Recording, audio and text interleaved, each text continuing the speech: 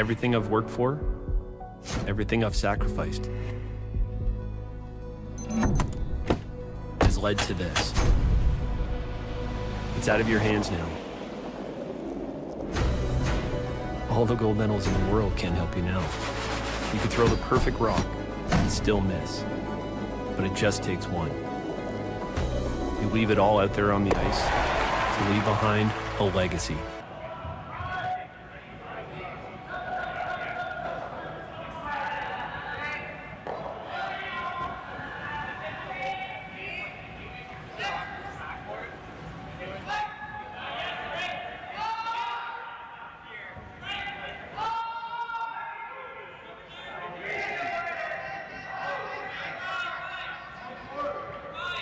Somewhere in the eastern part of the country, and I guess if you're watching from Australia, I could just say good day. That works at any time of day.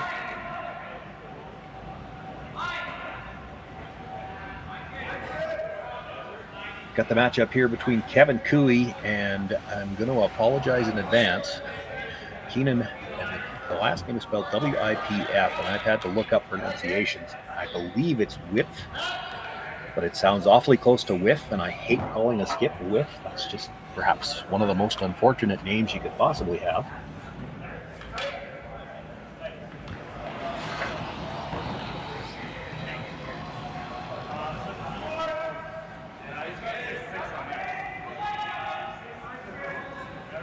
Kevin Cooey with the last rock in the opening end of play was able to pick up 2 points. We are underway here in the second end. They just haven't marked the score yet for the first. Eric Martin threw up the center guard with his first. The come around by Max Cinnamon. And trying to follow it down, Eric Martin comes up a little short. It is a second center guard.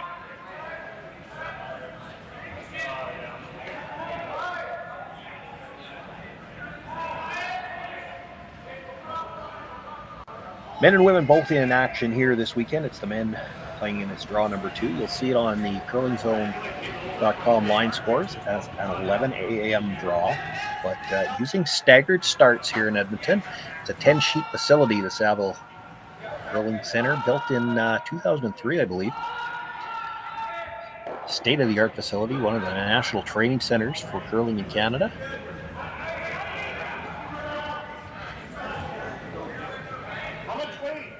So with 10 sheets, something that you've seen a lot in recent years at bigger facilities like this is they'll use a staggered start. It works great for the viewers because you'll do 5 sheets, start at one time. The ice crew preps the other 5 sheets. The other games start about an hour and a half later. So on the draw times online, it says 11 o'clock. If your favorite team isn't on the ice yet, they're probably not scheduled to start till 12:30.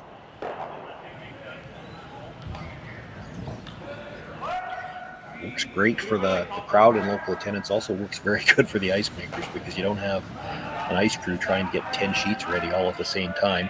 And for the locals in attendance, you don't ever have a period of about an hour and a half where there's no games being played because the ice crew is the only one out there. Jack Gauthier with the double run back. Kills the shot stone and leaves it covered. Hard to tell from this view who shot rock. I would say it's probably the Cooey stone at the top of the 8-foot.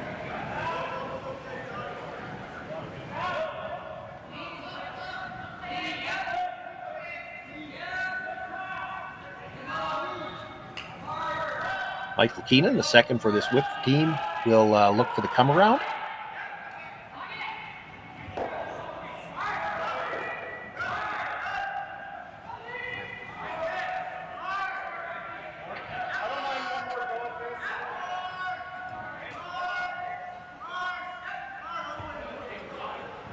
This Whip team, a good young team, based out of Edmonton. I have to assume, they're based out of Calgary.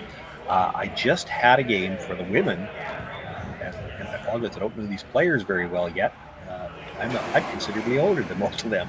There's a Max Cinnamon here, and there was Zoe Cinnamon playing lead for Serena Gray Withers this morning in the women's game I was covering, and boy, I'd be surprised if they're not related.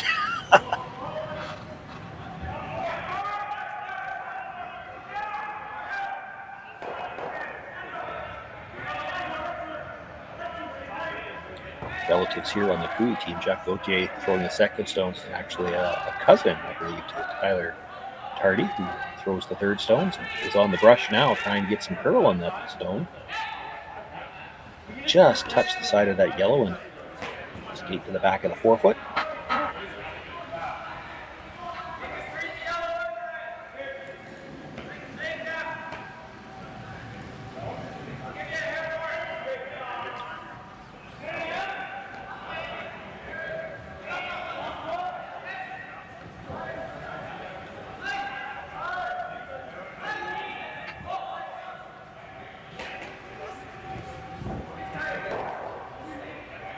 Another draw opportunity here for Michael Kenan.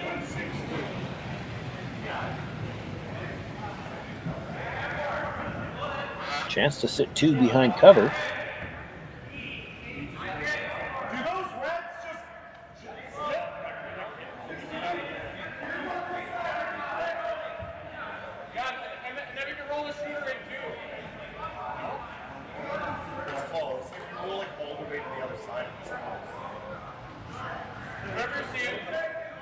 Nice line. It's going to be a little bit short. Still in a good position, though. It's in front of the tee line.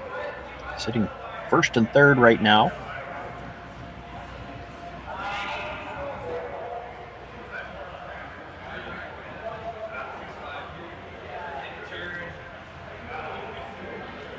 Creates some difficulty for Kevin Cooey. A little risk if you try running anything back.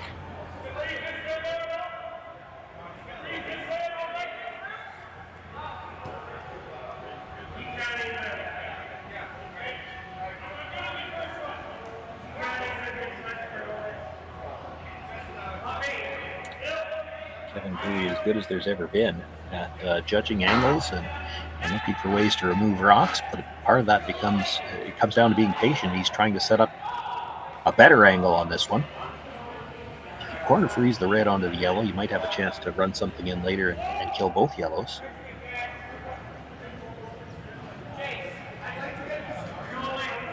Would like to take away the path to that second shot stone at the back of the forefoot as well.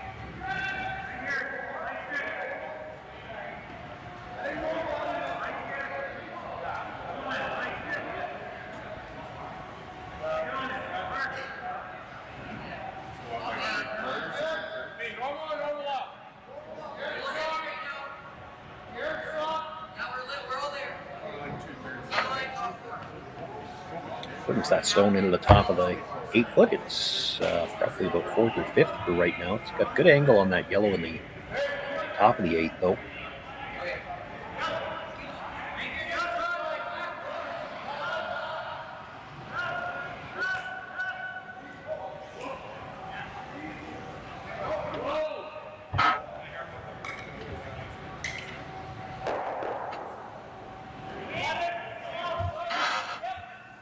Kenan Wipf looking to play the double tap.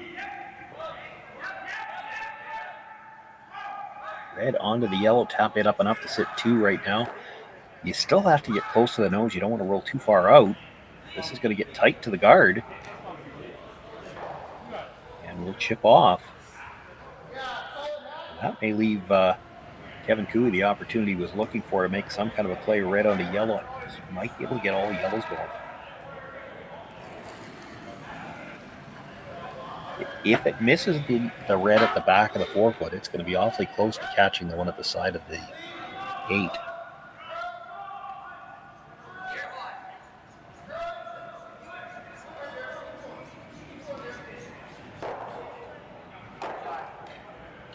Looks like their first thought, and I guess it all depends on how you hit that first one. You can get a little, well, maybe just a sliver to the inside, but probably if you're hitting it on the nose, the first yellow catches the second yellow thin enough that you're probably taking that red at the back of the forefoot with it.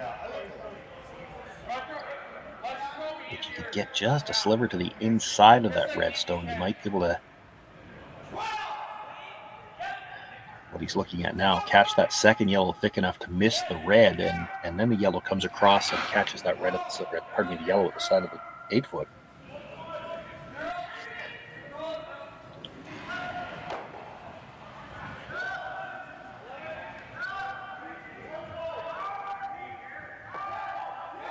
Expect 4 rocks to move here. Hard to know which 4, and the first one's not going to move very far because it should just jam. But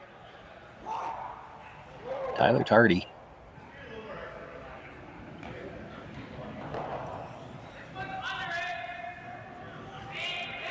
Certainly able to throw the weight for this shot.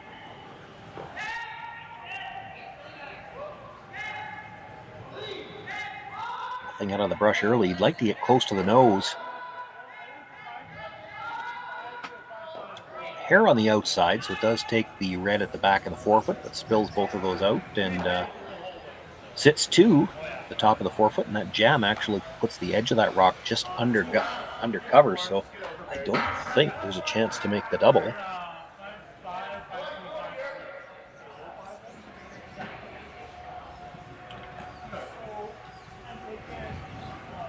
Kenan making a play on shot stone, and hard to tell from this angle whether or not he can be shot rock after this is done. It hits it on the nose.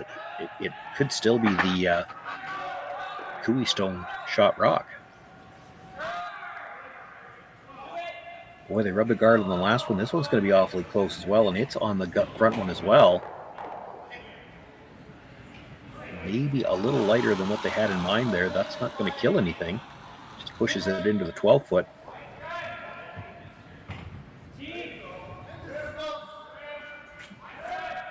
So it continues to be Kevin Cooey sitting 2. Oh, there's a double available now. Third shot rock belongs to Wipf behind his own 2 corners.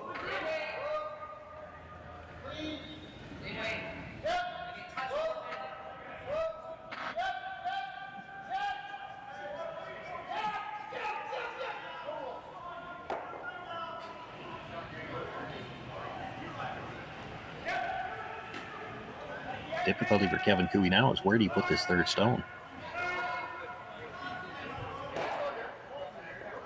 There's a double there now. You certainly don't want to leave a chance for a triple. Hard to do anything with that double that's there now without leaving, or potentially leaving a chance for all 3. Come around on the wide in turn, but that might leave a triple.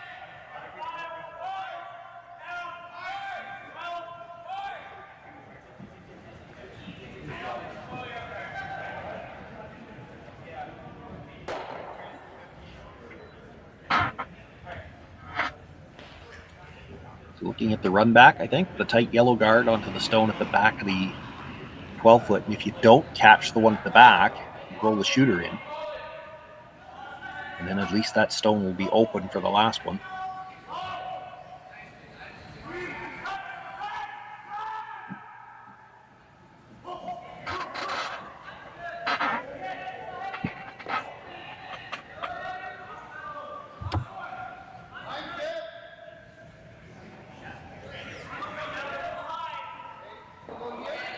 So good at these runbacks, Kevin Cooey, and with the weight he's throwing, if he does hit it just a little bit off and rolls in towards those 2 reds, he could spread them out enough to not leave any kind of a double too. Needs to get just across the nose. He's close. Catches the back one. Doubles the yellows and actually might have got the shooter into the rings. Hard to tell. You can see a little bit of white from this angle, but the camera's over the center hole. You need to look from over top of the rock. Saw Jack Gauthier trying to, after it stopped sweeping, so he maybe thinks it's out and he should have been sweeping it for that little bit of roll.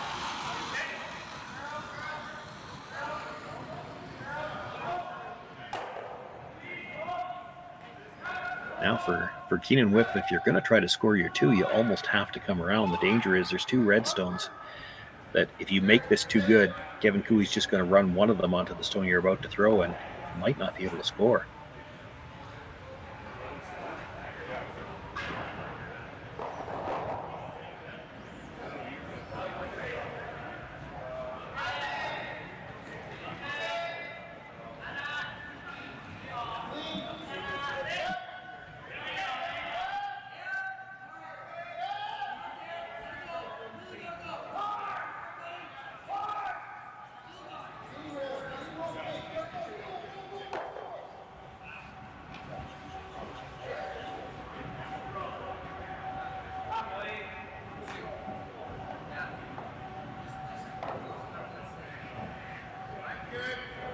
Tough opening draw for this Wipf team facing Kevin Cooey, always strong in these events. Gave up 2 in the first. Looking to put his first stone here in this second end in a position where he might be able to get a chance to get the 2 points right back. Nice line by the guard. Now, where's it going to stop? This might be a little strong. Tyler Tardy on the brush at the tee line, brings it to the back 8 foot. Does stop in time to be shot rock.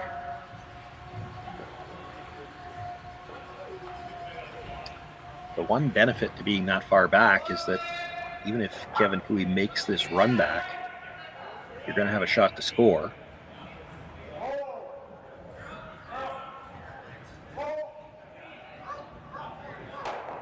If he elects to play the draw and leaves it in front of the tee line somewhere, you're going to have a double. You can score that one at the back of the 12, or pardon me, the back of the 8. So you're going to have a shot to score somehow or another.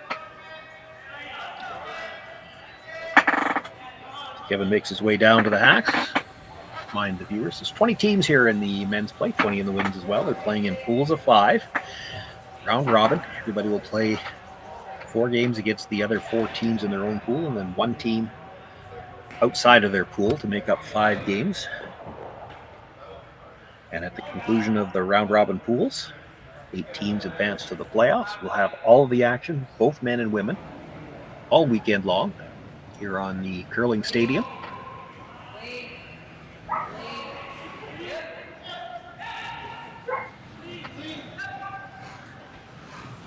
Kevin Cooey made a couple nice draws to the 4 foot in the first end to pick up a deuce. Looking to potentially set up the steal here in the second. At the very least, make it a difficult shot for Kenan Wipf to score, but this looks a little strong and he's got more line. Come down to the back one, nudges it a little bit, but stays in a spot where I don't think Kenan's got a shot for 2 anywhere. So he's going to look at just following it down. Same draw he made on his first one, maybe take a foot or 2 off of it.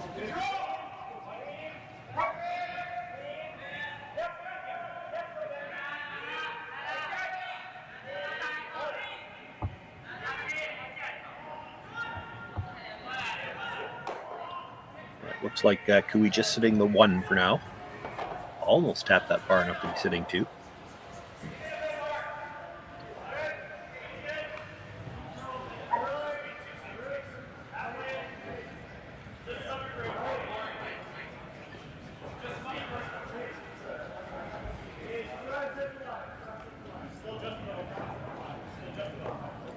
Final stone, second in, Kenan Wipf.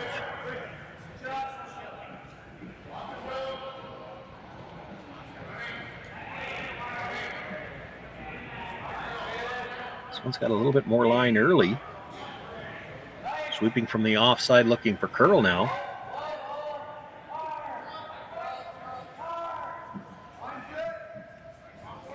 Gonna be a little off the nose now. How far is it going to roll? Will stop in time, so he'll pick up the single point.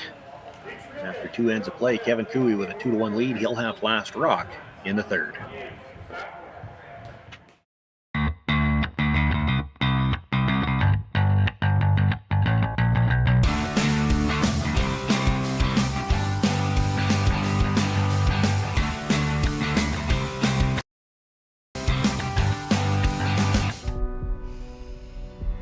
This is it. It all comes down to this rock. The hours in the gym, the weeks away from my family. This is what I've been training for. And all those voices trying to tear me down, I'm here to silence them.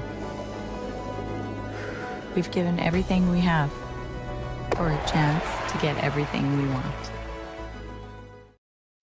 I don't remember a time when curling wasn't a part of my life. When I wasn't putting in the sweat and hard work to be the best that I can be. Clocking in the time, the effort to practice day in, day out. Curling is more than just a game. It's a family, a community. And when it's time to play, I know I'll be ready. Hardline, supporting hundreds of our next generation athletes.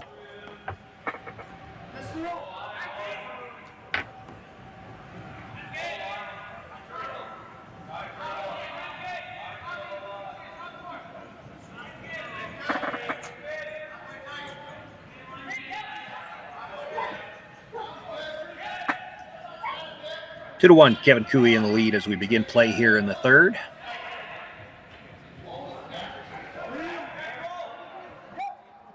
Max Cinnamon throwing up the center guard with his first.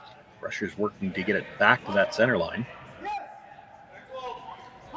5 rock-free guard zone in play as always. The tick zone, no tick zone rule being used here as well in Edmonton. I think you'll see both of those rules pretty standard from this point forward.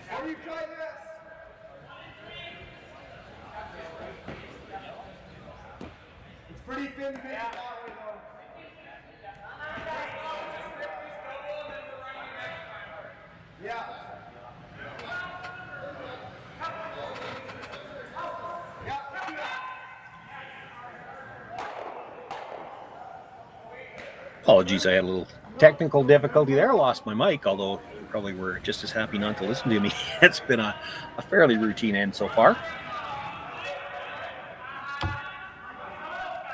Run back attempt missed the double peel though, and I think that top stone looks like it's still in the rings. So a chance to come around sit 2.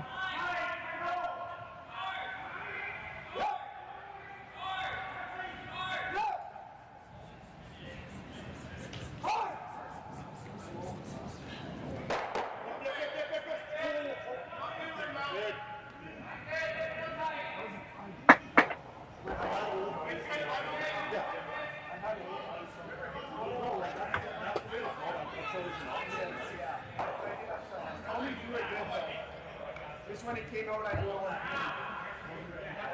Nice come around here as he brings that stone into the top button area. It actually overcurls the red one and is buried behind that yellow that's biting the top 12.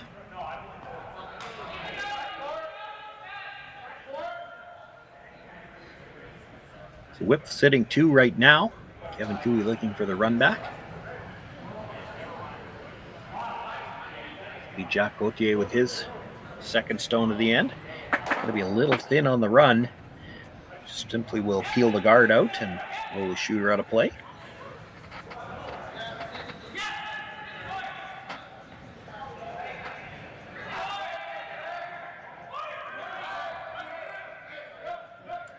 So they'll look for a long guard now.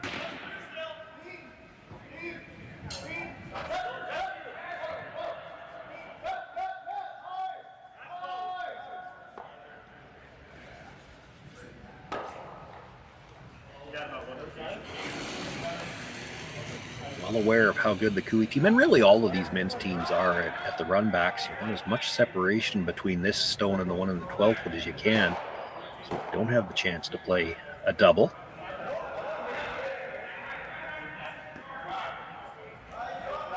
Nothing out of the brushers. They want to line it up, but they also don't want it to get too close together.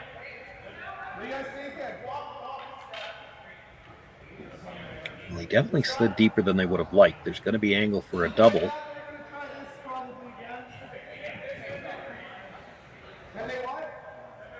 You could almost get all three of them moving here if you hit this just right.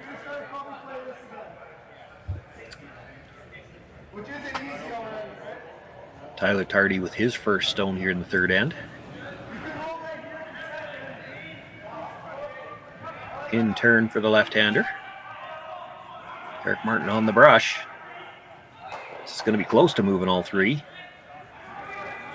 We'll kill the 2 in the rings. The jam stone at the top is now out of the ring, so it's 2 guards. Certainly if it comes right down to it, if it would be conclusion of the end, that stone would be close enough to split, so I expect to see Kevin Cooley treat it like it's in the rings.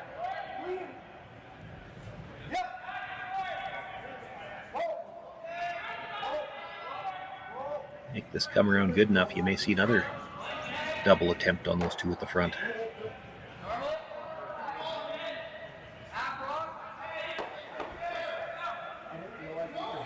Rushers were on this right away. It's got lots of room, but you know it's going to finish. There it goes.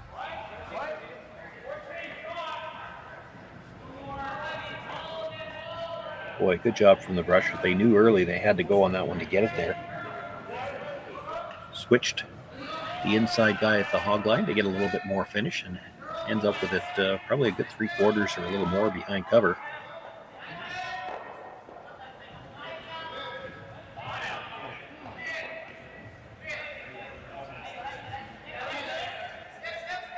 Still only about 10 to 12 feet of separation between all 3 stones.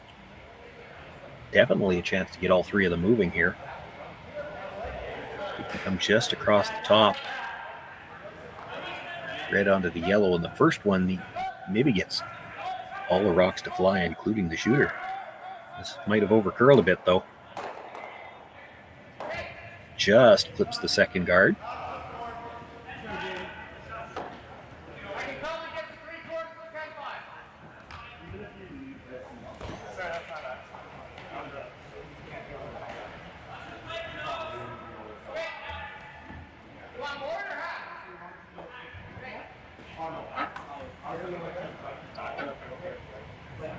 So Wipf's sitting 1 right now. Looking at where to put this next stone. The 2 options they've discussed are to come around on the in-turn side or to play the tap on the out-turn.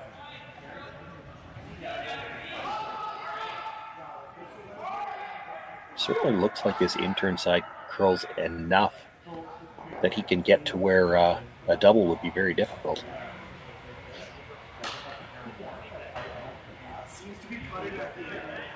And those are the types of things you have to think about when you're playing against a Kevin Cooley, because if you leave him the angle for a double, he's going to miss more than he's going to make more than he'll miss, and he can get you in a lot of trouble in a hurry. or in this case, get into a blank situation in a hurry.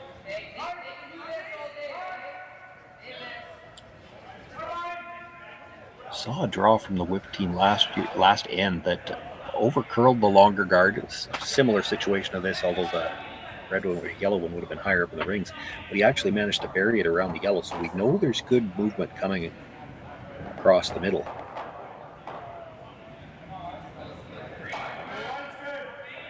Doesn't want to be behind the tee line.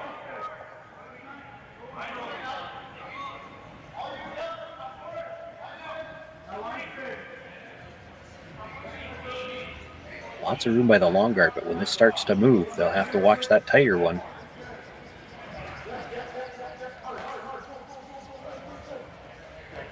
Well, he's by it, but once again slides to the back 8 foot.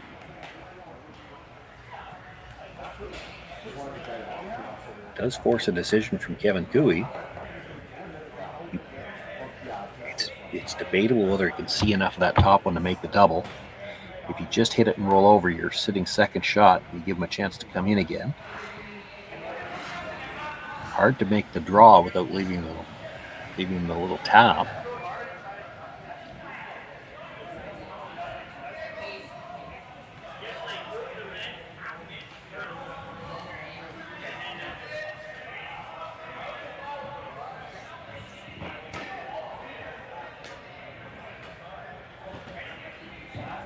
I think what Kevin's gone out to look at is, can we see enough to make the double? And if we can't, we might be playing the run.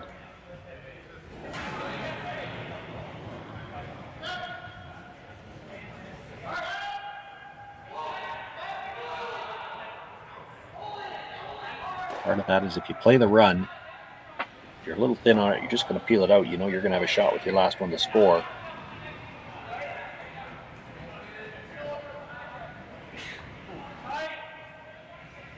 Play the draw, he makes the short runner on the stone on the top of the 8 foot, and you might not have a shot to score. That's the scary part of his shot.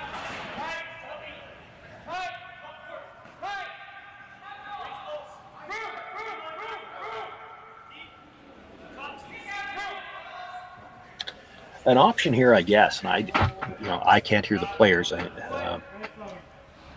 You could come right down to the back one. If Kenan with his final stone follows you down, you'll have room to draw again and score your one. If he stays in front of the tee line, he probably leaves you a double.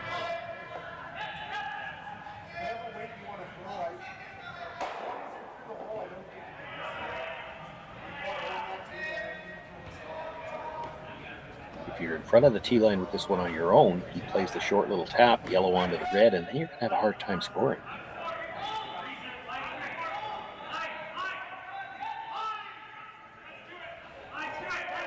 Brushers are close. Looks like they're waiting for a line call. Looks like the line's going to be pretty good. Does look like they're coming right to the back one.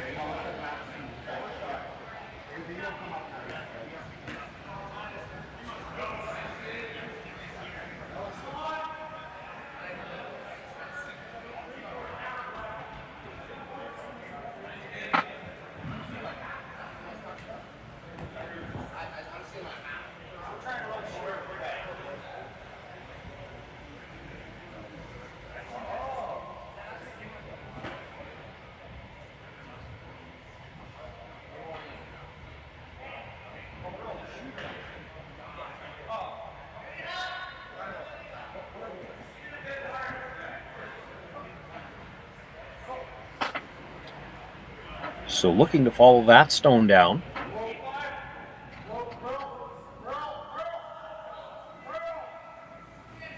Can the back button here force a very difficult shot for Kevin Cooey and perhaps get a steal. At the very worst, it's going to be a single. They jumped the brush early.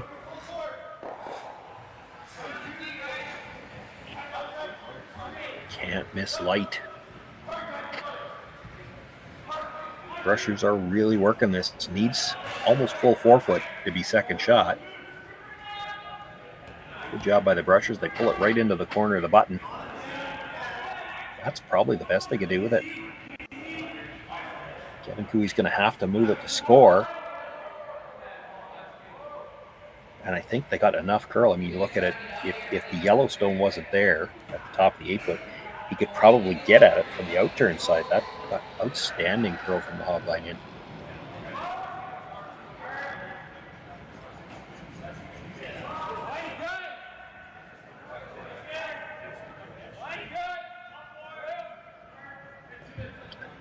I saw Tyler Tardy indicate hit the one at the top of the 8 over the top of the one that was just thrown into the 2 at the back. He's thinking blank. That's not to score 2. That's to lose everything.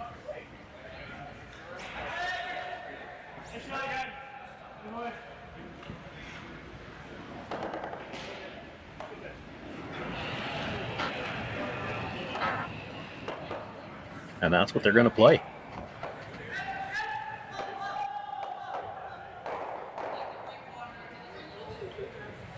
So trying to hit, it looks like maybe a thick half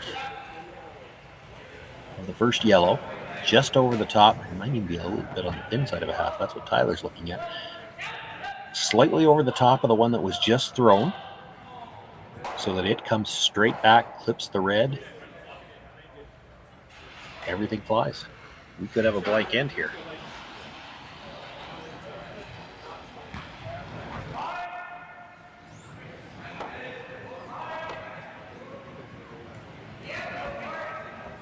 Nothing out of the brushers so far. He's going to be a little thin on the first one.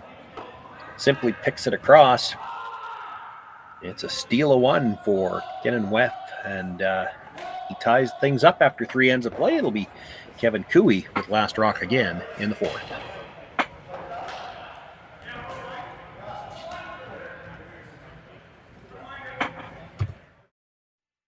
Handcrafted in Canada, Hardline's ice pad has revolutionized curling for over a decade.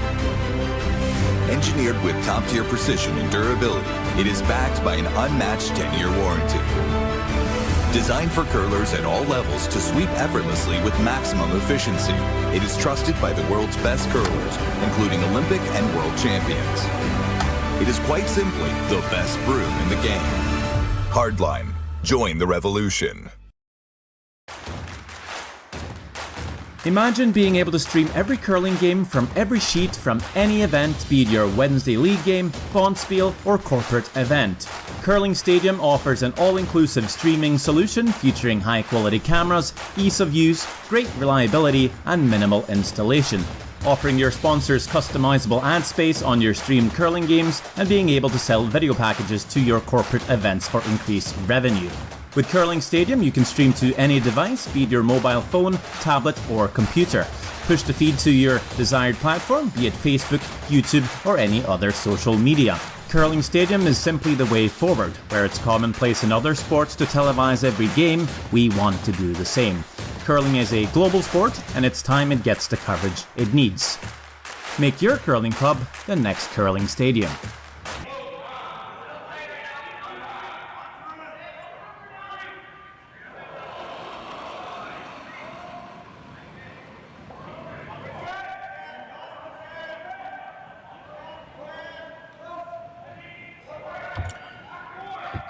Two all as we begin play here in the 4th end. Kevin Cooey with last rock. Center guard thrown up by Max Cinema.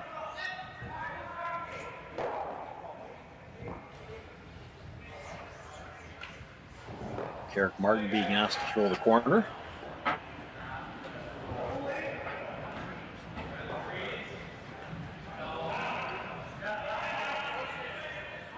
Opening draw here of the men's division from the Saville Shootout. Again, 20 teams playing in pools of 5. Round robin play through to the playoffs. 8 teams will qualify for the playoffs. Playoff action begins Monday morning. All of the round robin and playoff action for you here on the Curling Stadium Edmonton.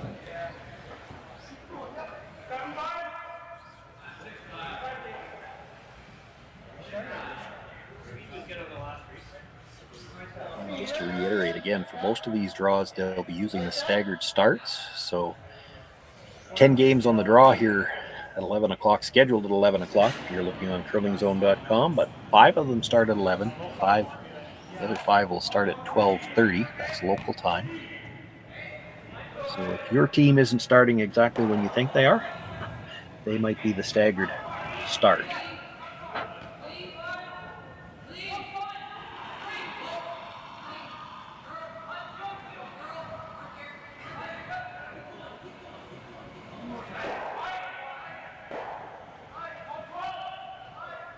That stone comes to rest back of the 8-foot, so Kevin Cooey will simply ignore it, come around his corner guard.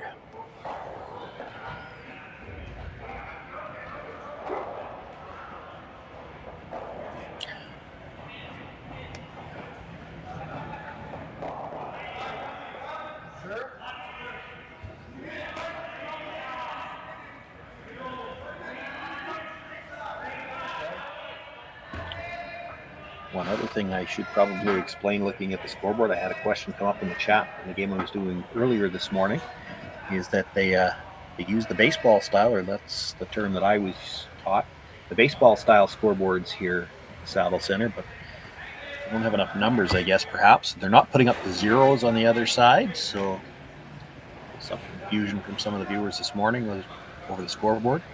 And they haven't put up the totals at the end, which is something you normally see in the baseball style scoreboards as well.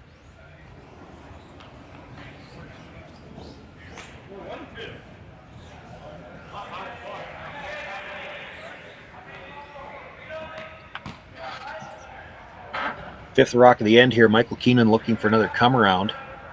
Would like to be in front of the tee line now.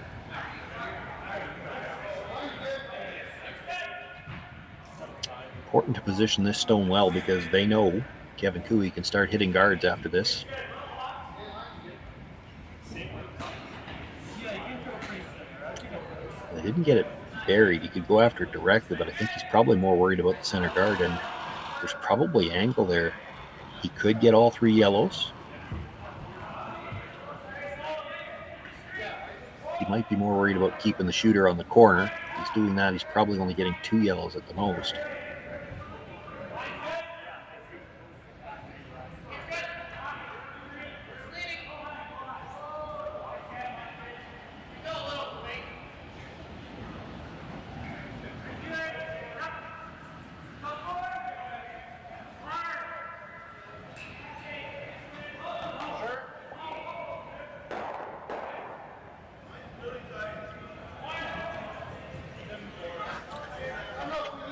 Shock not looking happy with that.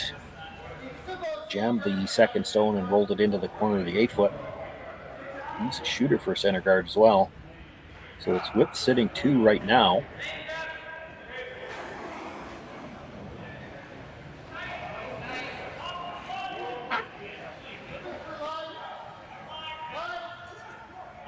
Chance to come around again, but now you're coming around to Cooey stone.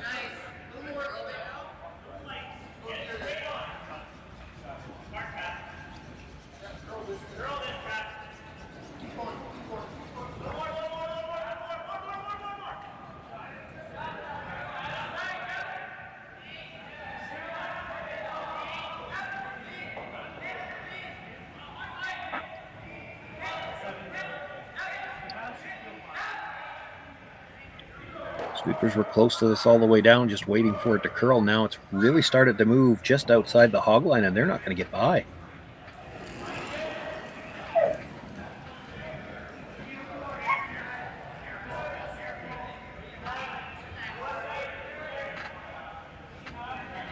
That was a bit of an unforced error. Certainly if they pick that up a little earlier, they get by. It looks like it had enough weight that he could have bit the top of the 8-foot, sat 3.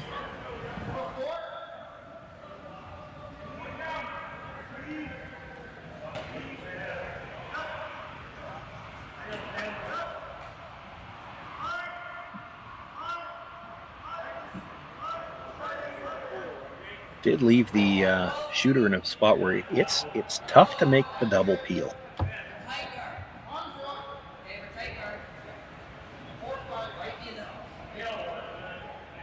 Kevin looking for some kind of a double somewhere. I think what they've opted for is to run the guard onto the stone at the back of the 8-foot. Make 2 yellows go away.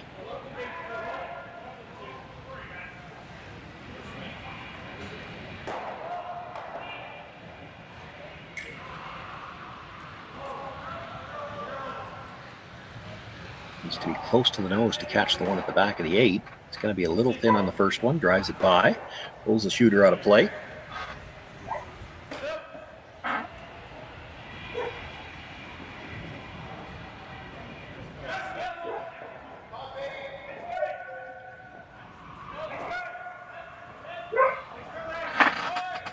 Kenan looking at that same come around.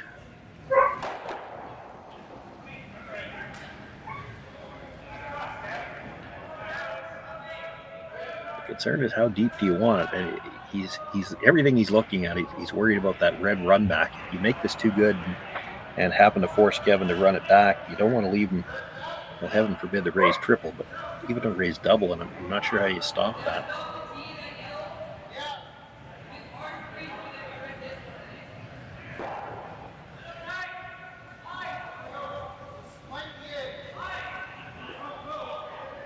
Pressures were on this one right away.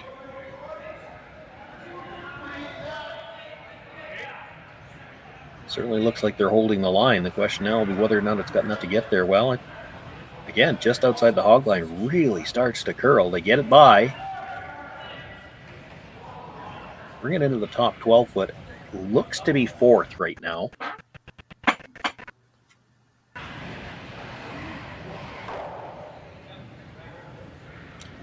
Certainly didn't leave the separation they would have liked. The run back's fairly short. No triple, I don't think.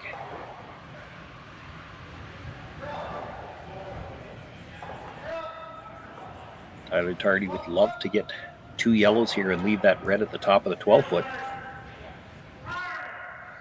This is going to overcurl. Might have been a tad inside on it. Fortunate not to run it onto his own, and then maybe also unfortunate if he clips that yellow out of the top of the side of the 8 foot. That would have been a better result for him, but drives it through everything.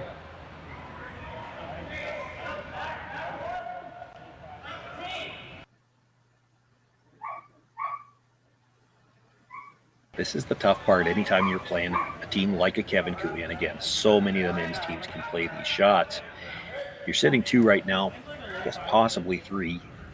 And where do you put this that you're not going to leave them an angle to perhaps get 2 or 3 in one shot?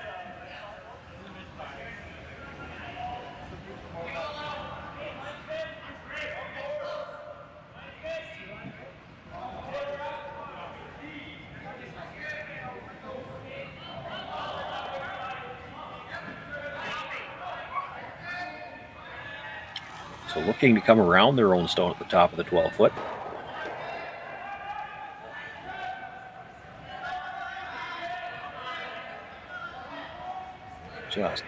Just about going sideways as it comes into the house.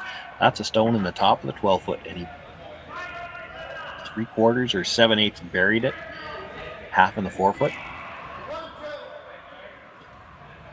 And as good as it looks, it might have left a chance for a triple.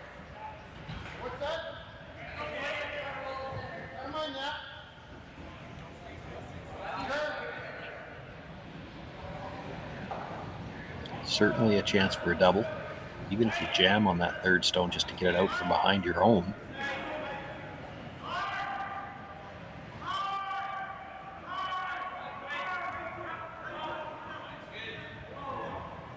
Got to clip the 2nd one though, does, and the back of the 3rd one, so they all go. And does the shooter stick around as well? It does. Stays for a bite of the 12 foot, so it's Cooley sitting 2nd and 3rd right now. And all of a sudden, in one shot, Wipf goes from putting pressure on to now trying not to give away 3. And coming around the other team's corner guard to do it. Not a comfortable feeling without last rock.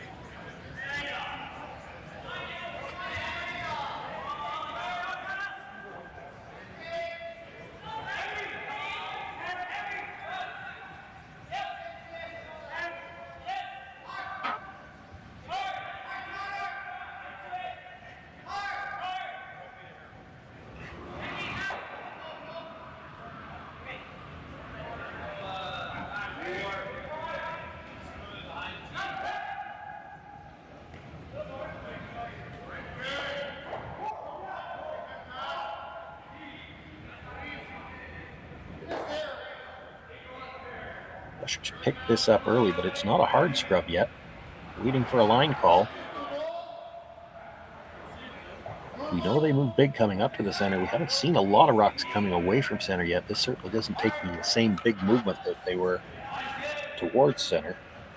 They got a piece under cover.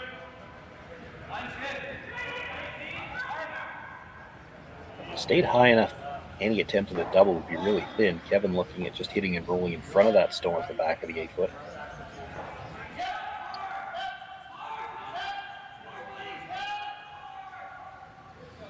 One thing I should make note of, and somebody in the chat caught this earlier as well, hard to tell from the overhead. From the overhead, you can't tell. With both Tyler and Jacques wearing hats, you can't tell them apart from the overhead, but is Jacques Gauthier holding the broom for Kevin? You have to think part of that comes from the fact that Tyler Tardy is a natural left-hander, so with Carrick Martin and Tyler Tardy on the brush, they've got both guys on their stronger side.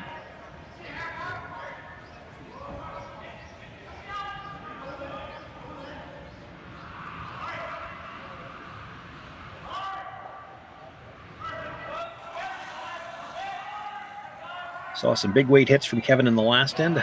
A delicate shot here. This started curling early. Might have got it going a little on the brush early, but not going to get by. This is all over the guard. And probably a little light as well. Wouldn't have had enough weight to kill it, I don't think. Does make the double tap. And I'll have to see the overhead. It's hard to tell who's got second shot right now.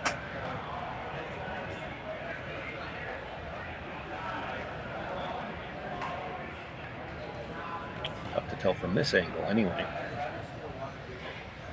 And I don't know if it matters. For Kenan, he has to separate the two shots. He can't leave him a chance for the double.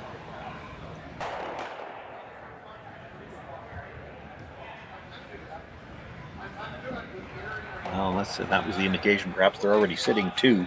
So if you're sitting third anywhere on the right-hand side of the sheet as we're looking at it, there's not going to be a triple. The risk in coming to the same side is you could leave a triple.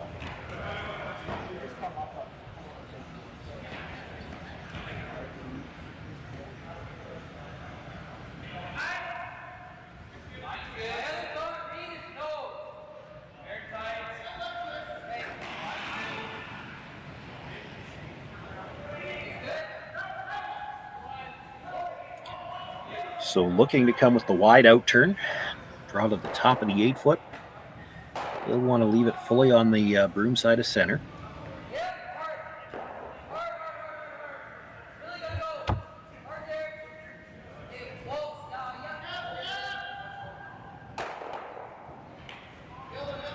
Can accomplish a couple things with this. Not only sitting three, but if he sits in that spot in the top of the 8-foot, he can take away the natural out turn path to the button. And the in-turn path is almost blocked because of the corner guard.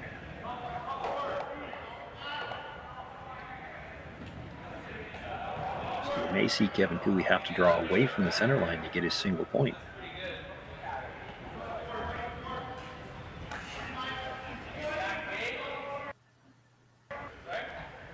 Needs this to stop. It's going to slide a little too far. Will allow Kevin the chance to hit it.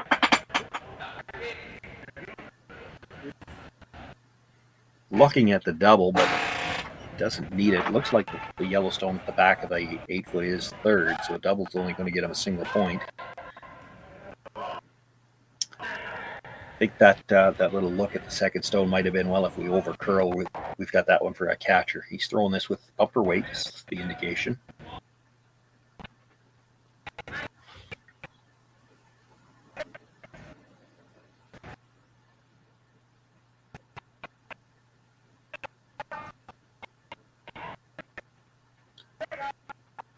One last look, and that might have been just to confirm who's actually got their shot. I don't know if they ever took a close look at it. From the overhead, we could see it certainly looks like 3 yellow.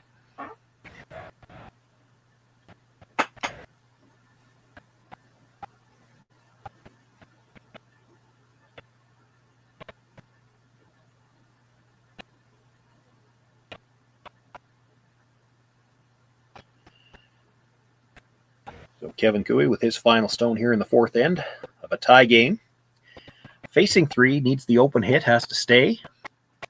And boy, that might have been a little outside on the release. He has got the quiet weight, but this is going to have to curl. Comes up nice as it crosses that hog line, just like we saw all the draws.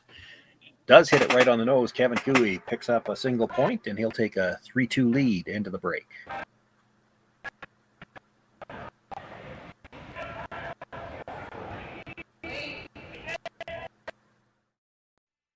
Handcrafted in Canada, Hardlines Ice Pad has revolutionized curling for over a decade.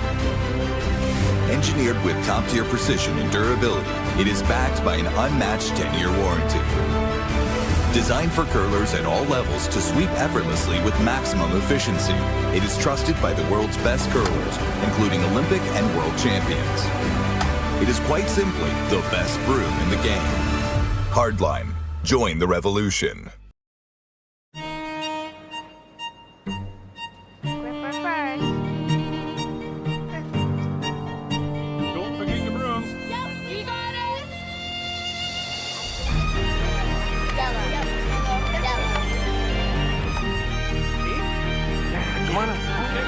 What do you got? You got one, you got two, you got... Just one more throw, please. You make moments like these possible.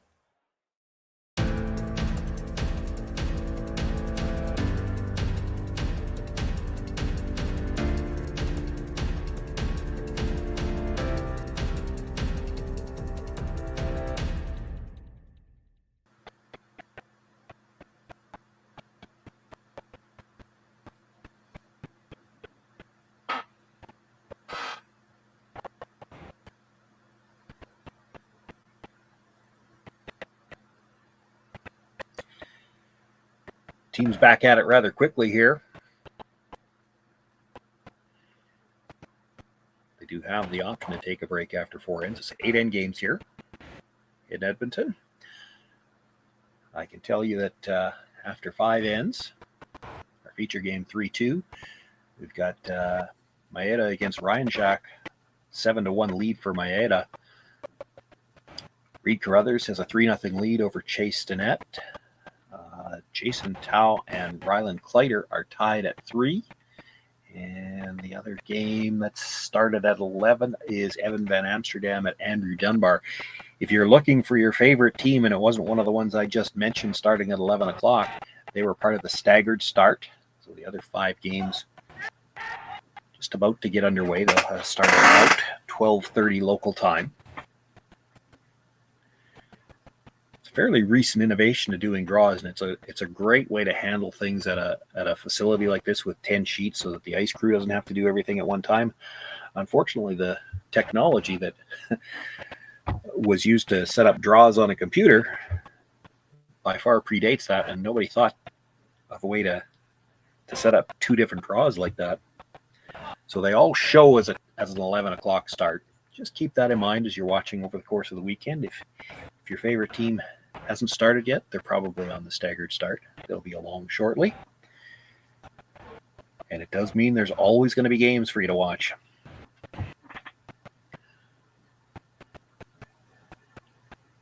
Freeze attempt there a little strong and doesn't get to the line, so rubs off, leaves room for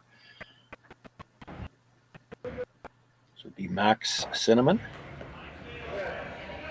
Got to come down and sit on top of his first shot, sit 2 here.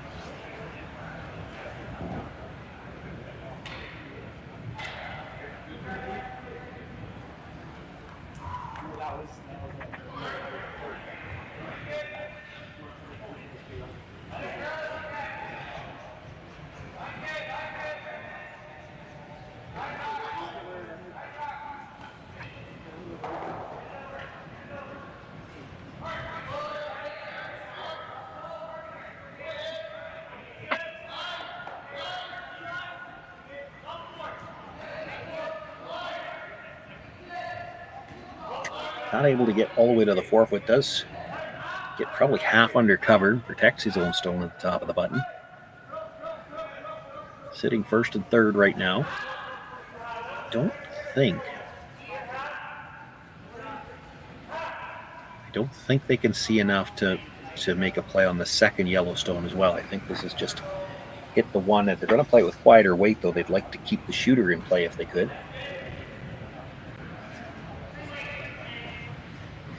I suppose if he gets him finished by the guard, he might be able to make contact on the stone on the button.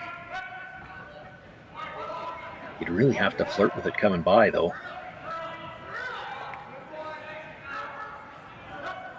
Well, he's close. Just across the top of the second one. Does hold his shooter, though. So it's Wipf sitting 1. Cooey has second and third right now. Wipf with the last rock.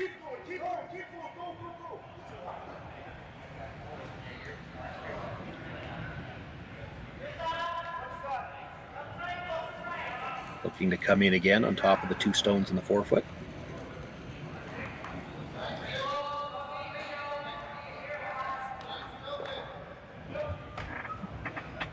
This is the second, Michael Kenan.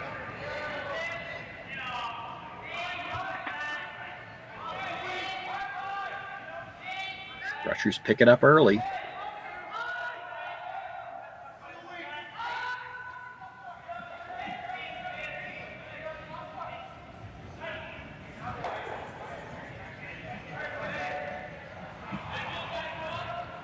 From the hog line in, they switch the inside guy to get that last bit of curl. Does bring that into the top of the 4-foot. Third shot for now, but tough to get at.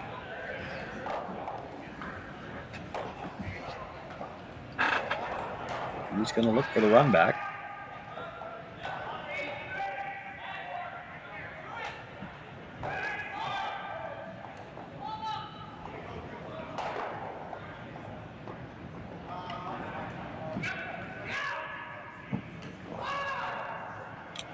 Gauthier drives it by the 2 stones in the 4-foot, the 2 yellow stones. Pulls his shooter off the center line.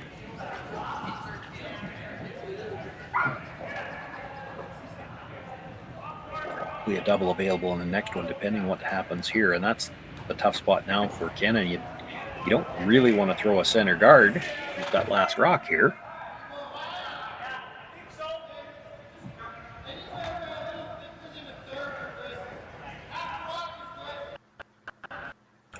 Going to play the hit on what is currently 4th shot, but probably his easiest way to get under that corner guard is the little hit and roll. Easiest way to get behind it and stay up high enough that Kevin would be able to play some kind of triple.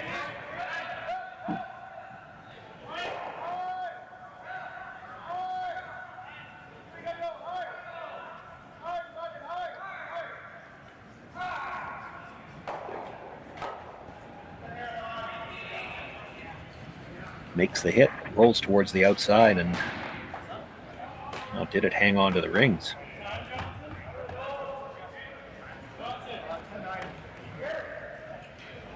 Probably doesn't make any difference to what shot they're going to play here. Looks like it's out from the overhead view.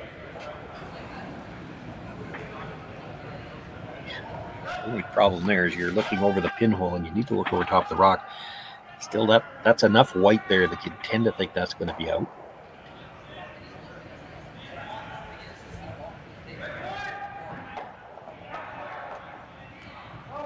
Tyler Tardy just looking to make the nose hit here, kill the back one and stay in front of the other Yellowstone.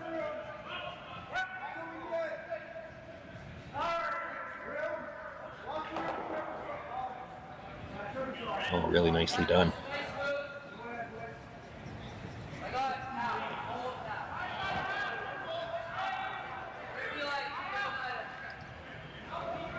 Kenan would like to make a play on that red stone at the back of the forward, as you see him indicating. The problem is, no matter where you roll, I think it's a pretty short red-yellow, and the red is coming across to get the double no matter where you roll here.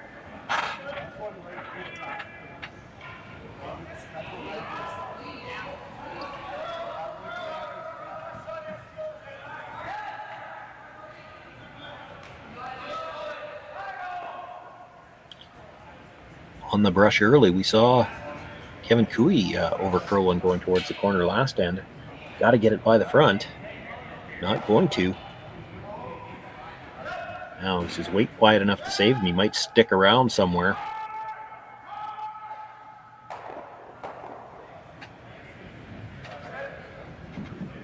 Does hang around for what is fourth shot currently.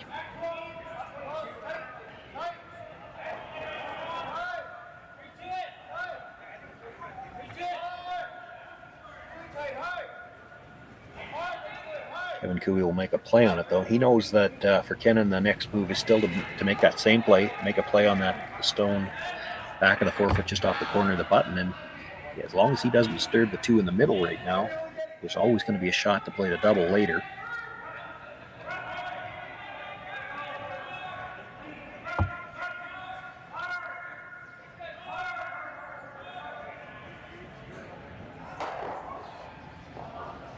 Makes the hit, rolls across. Catches a bit of the forefoot. Probably stopped just in time. If that rolls any further, that red-yellow combination would jam. Kind of changes the setup for Kenan. If you can hit and roll, and that's the indication. Hit and roll to back forefoot on the other side, you create a pocket. Now that red-yellow at the top, that yellow's not going anywhere.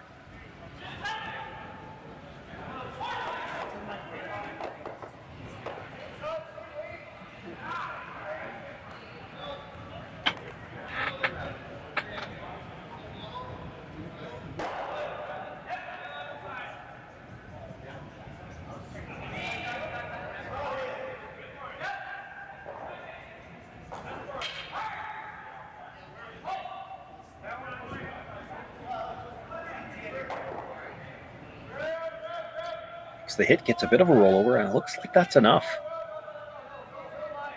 Now, did Kevin Cooey see enough from the outturn side to play the double on the yellows? Enough of the top yellow.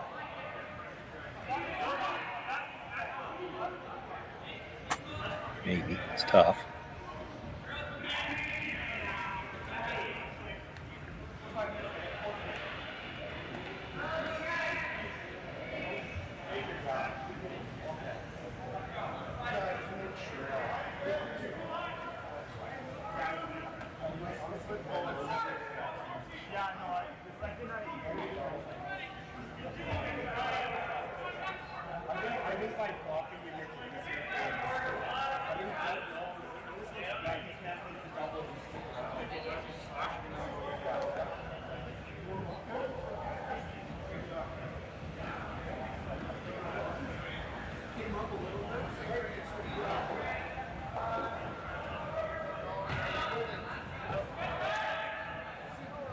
He's going to look to play the red onto the yellow. Probably the only yellow he can kill is the one on the button right now. He can kill all the backing, though.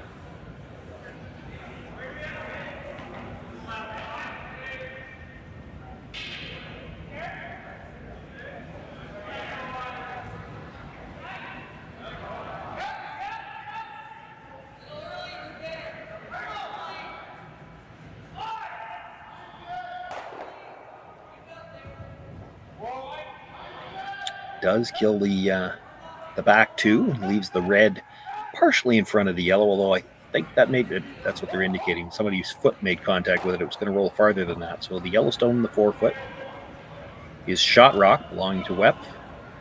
It is open, but he's got a chance to split the rings and set up his deuce here.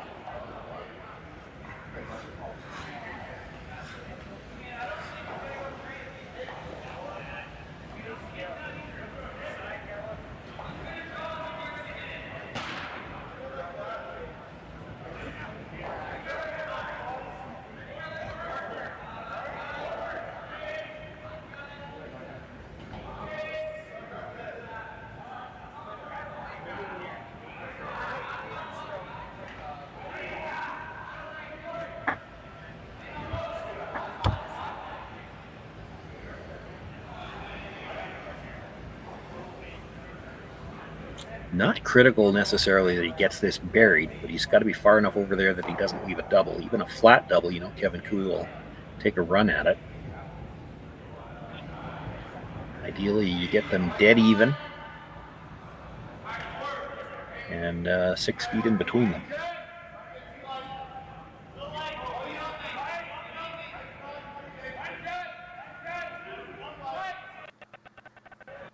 Starting to curl now. The line should be good. It's just a question of can you even them up. This is going to slide a little deep. Boy, that leaves them a little bit of an angle, and because it's a flat roll, you're going to throw the out turn, which I think we all know is Kevin Cooey's preferred turn. He's going to give this a go, and he's got as good a chance as anyone in the world at making this shot. Doesn't even have to get the second one all the way out. If he comes into the side of it and just nudges it over about 2 feet, he'd be sitting 2. I think with the weight he's going to throw, he's either getting them both or he hits the first one too thin and misses the second one altogether.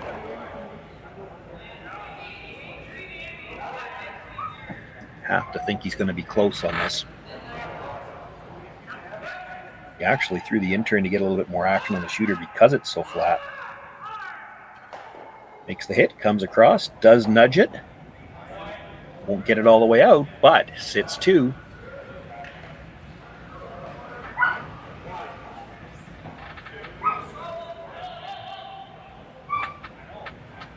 No choice now for Kenan Wipf but to throw his draw, try to pick up the single.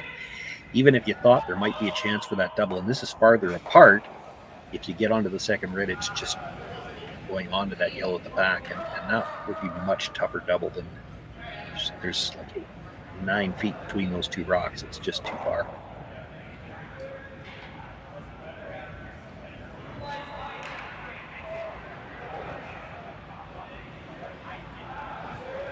So an attempt here to take your single, to tie things up again after 5 ends of play. Brusher's picked it up right out of his hand.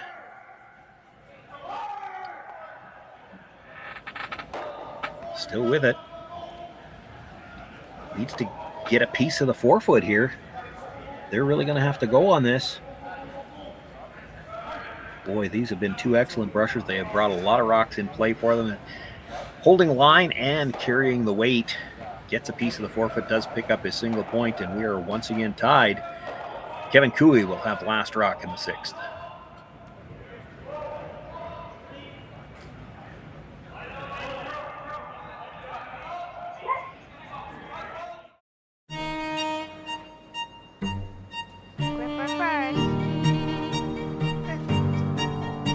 Don't forget your brooms. You got it.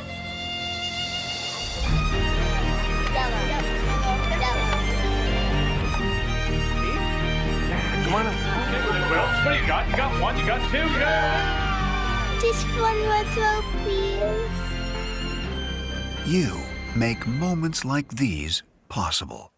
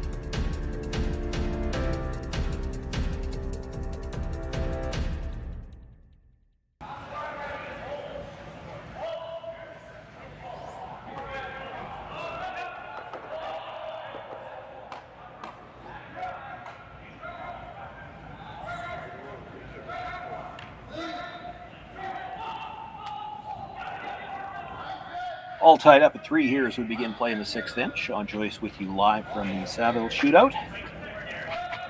Presented by Curling Stadium, Edmonton. Just the 1 deuce on the board so far. Kevin Cooey with last rock in the first end. Through 2 draws to the 4-foot, picked up 2. He's got last rock here again in 6. Derek Martin with a nice come around with his first stone at the top of the 4-foot.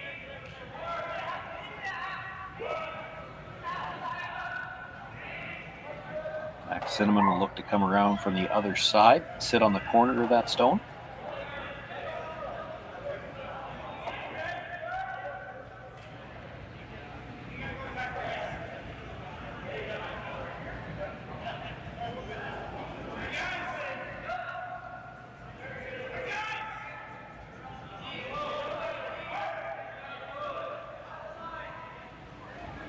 Pressure's just cleaning it early, staying close.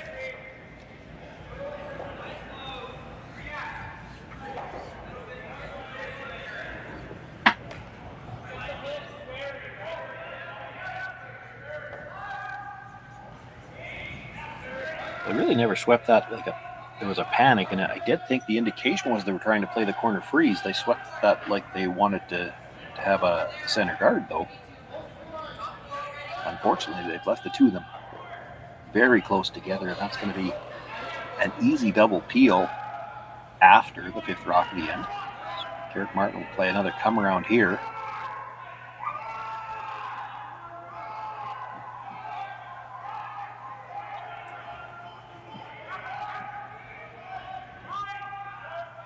Boy, this one's going sideways on them too. They might move those rocks.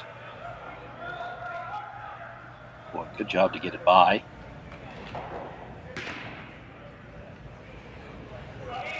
Would have been interesting had he touched that. I don't know if he would have had enough weight to move either one of them off the center line. Of course, if you move either one of them from the center line, that would have been a violation of no tick.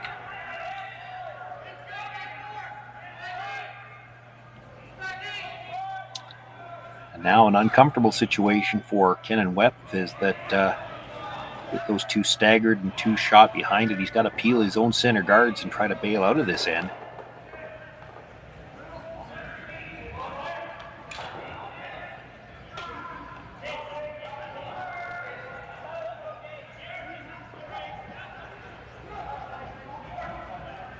Only able to get one of them, though.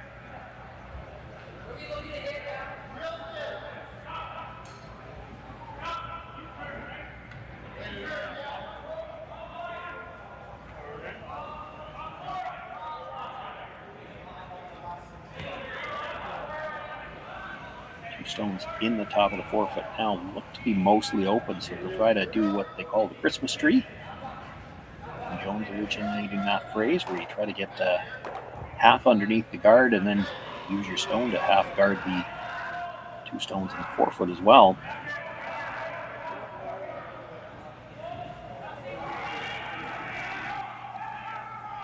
It's got room by the guard, but the way these curl, this is liable to over curl. Will stop just in time. Can't get to the nose of any of those reds. They're going to look to play the run back now.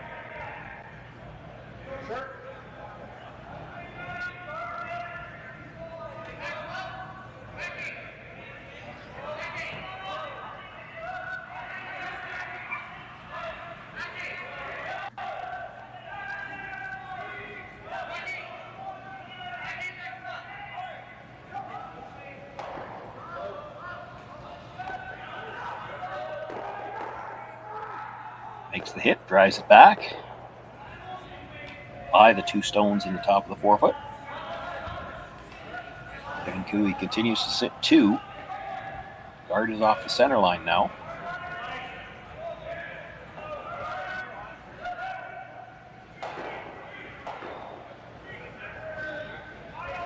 Thinking about the come around. Yellowstone in the rings, his 3rd shot. There's really not much benefit to hitting it, other than, I guess, it would keep the blank alive, but I don't think Kevin Cooey is thinking about a blank in the 6th. He wants to score here. Ideally, you'd like to score 2. You score in 6, you figure that the other team's going to score in 7, and you've got last rock coming home. He doesn't want a blank end here very bad. If you get forced in 7, and you're in a bad spot. If you get forced in 7, even if if you get forced in 6, even if you give up 2 and 7, you've got last rock coming home. You're only trailing by 1.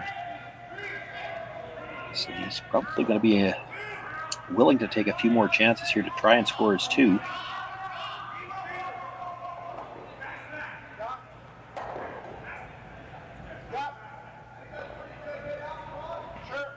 So they actually throw a center guard.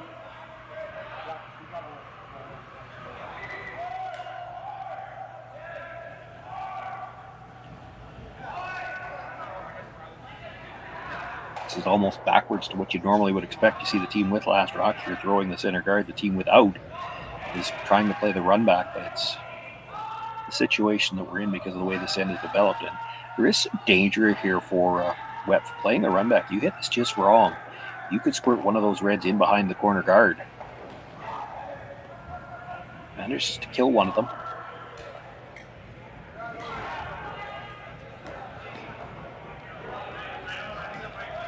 Where that rolled though. You might see Kevin Cooey make the play now on second shot rock, try to roll behind the corner.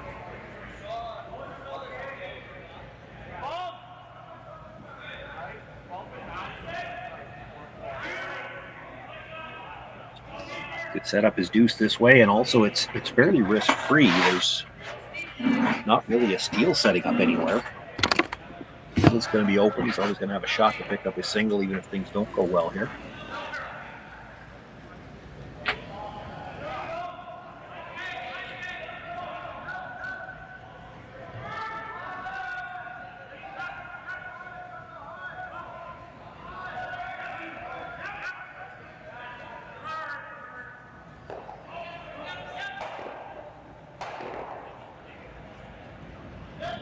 Makes the hit, stays right there. It is biting. And I don't think Wipf could get to the inside of that enough to play the double. So he's going to look to play shot stone and try to roll to that corner.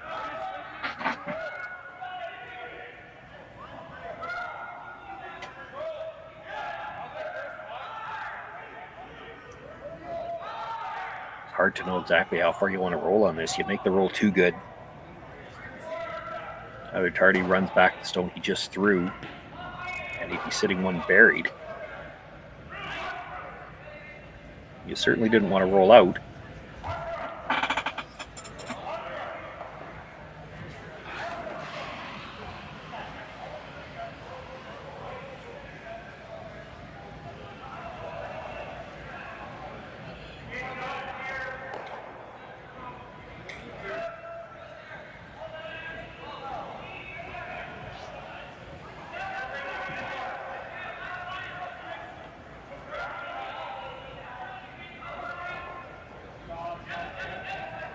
An out turn for the left-hander, Tyler Tardy, looking to come around the corner guard on the other side now. Sit 2, split the house. If you can bury this one for shot rock, it forces the Wipf team into a very difficult decision. Second shot's wide open, but he can't get enough of the inside of it to really roll into the house much.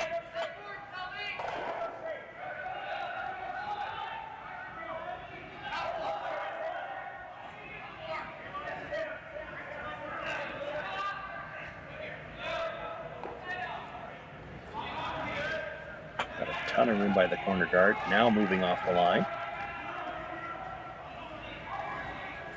Boy, there's such a big late finish here. Fantastic ice for these players.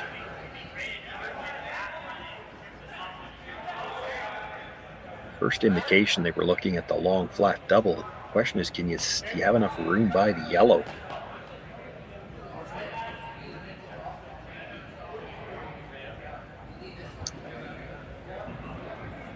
It's tight, where they're putting the broom down, and I'm looking at the hack-in camera. I think he's wishing he could see that much air. I don't think he can.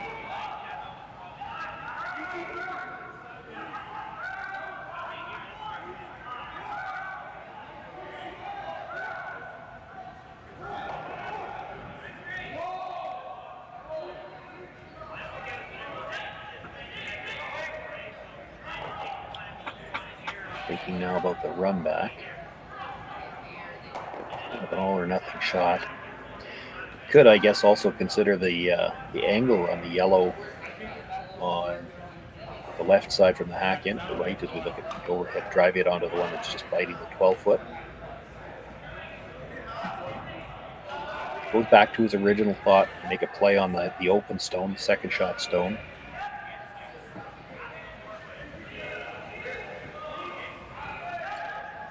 And I guess if you're playing this stone, I don't think you want to roll.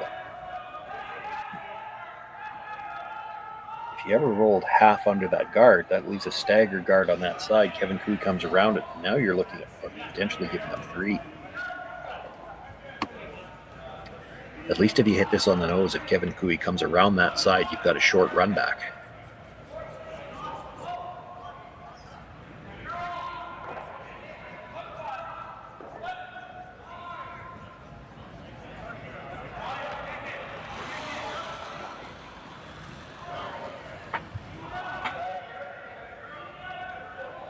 One brush was down and cleaning, the other one indicating it might have been a little bit strong.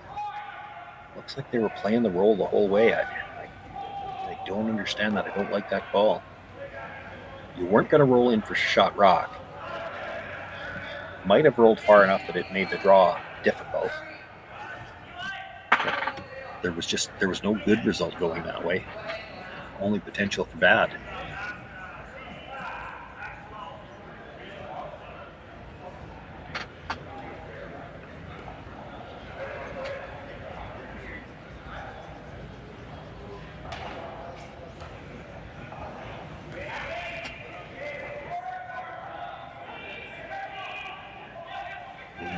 If you're going to draw to the center line, you want to be deeper.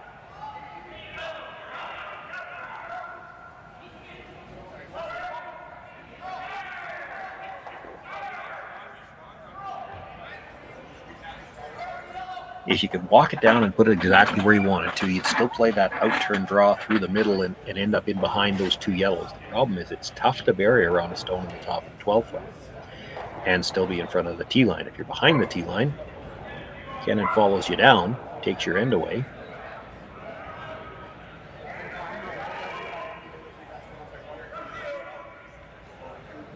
Could play the same in-turn, come towards your own. The danger then is you might leave some kind of a double. If you were coming to the middle, you'd want to be back far enough that any attempt to hit and roll behind the corners leaves you room to get at it and move it a couple of feet. I'm not sure how you get there, though. The 2 corner guards are in the way to draw to the back of the 4-foot, for instance.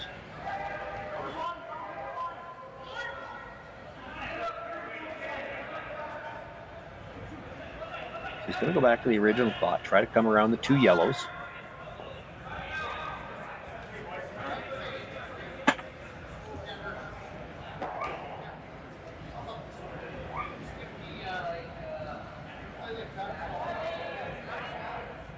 It's not even critical that he be dead buried here. Just get a good piece in behind, stay in front of the tee line. You should have a chance for at least 2, and you'll still force Kenan into a very difficult shot with his last one.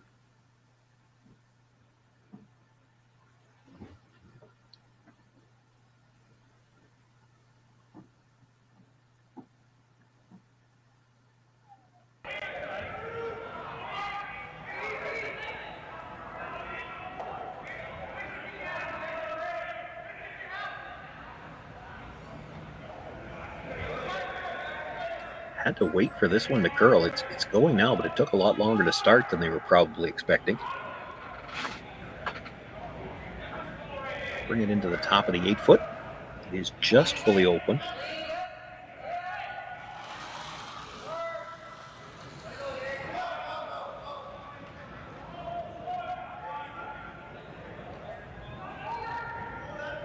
Again, I'm going to look to roll across behind the red stone on the other side of the 8-foot.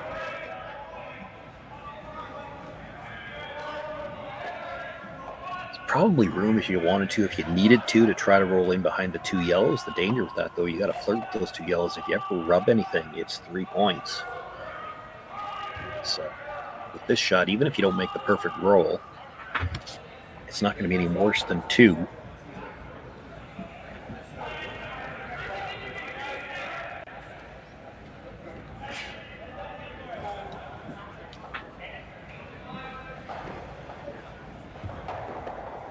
And it's only about a 3 to 4 foot roll. These are made all the time. You just need to make one at the right time.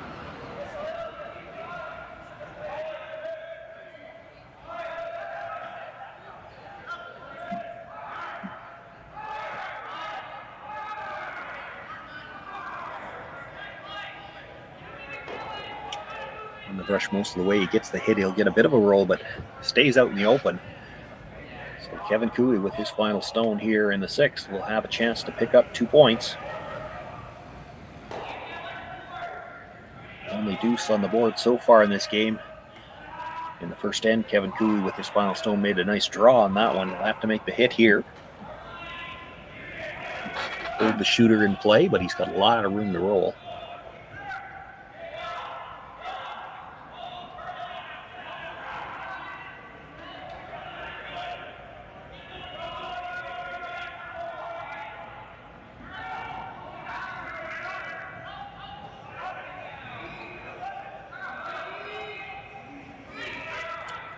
Indication from Tyler Tardy, the weight is quiet.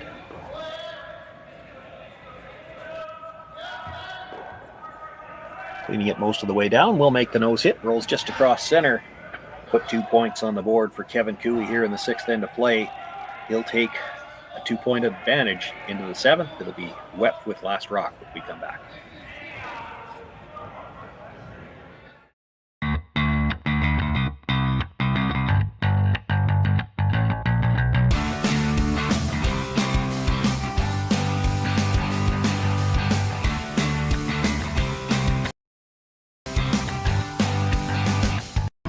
Stronger agronomics, better returns,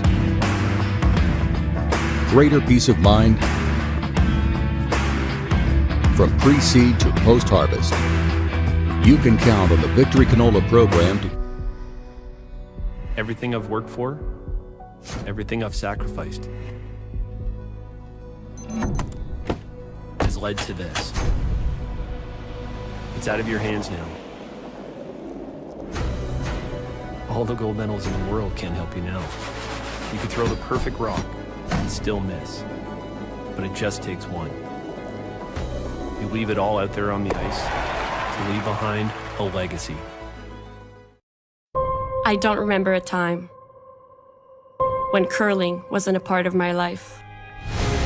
When I wasn't putting in the sweat and hard work to be the best that I can be.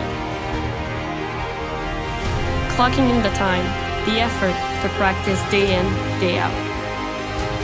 Curling is more than just a game. It's a family, a community. And when it's time to play, I know I'll be ready. Hardline, supporting hundreds of our next generation athletes.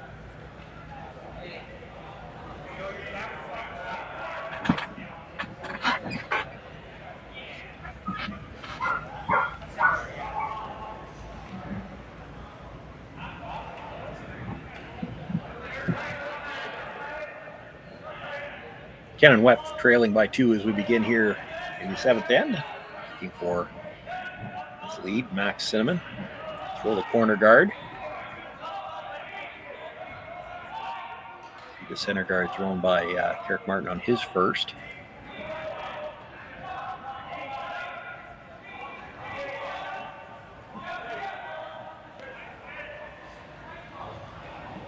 Being asked now to come around it.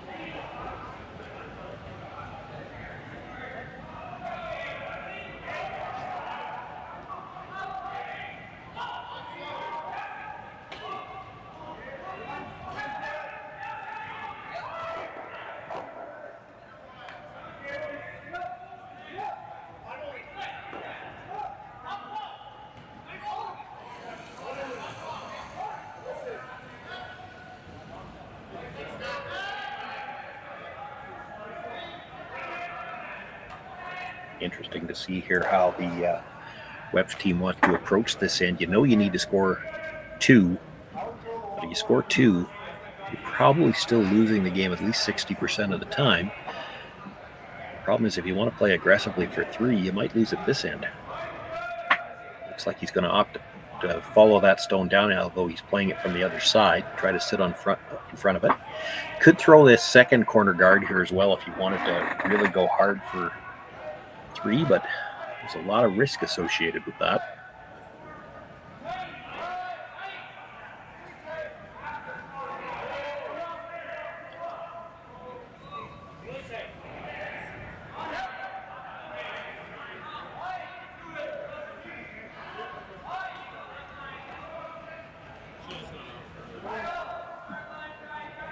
Boy, has to get by the front one. This is a no tick. Gonna touch it. Now, did it leave the center line? And it did.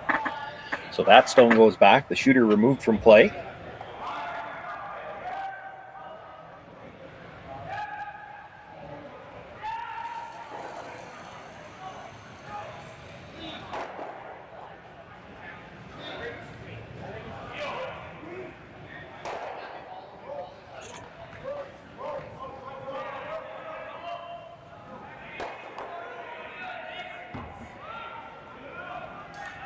So a chance now for Jacques Gauthier to come down, sit on top of shot stone in the 4-foot. And the interesting thing about that is that on the next stone, they'll be able to peel, but they may want to continue putting pressure on here.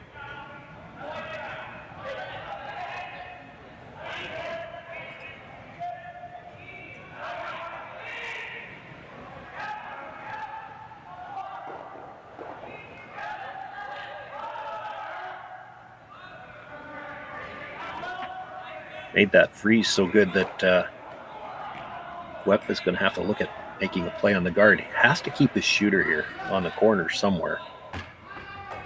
Would love to make contact with the two in the rings.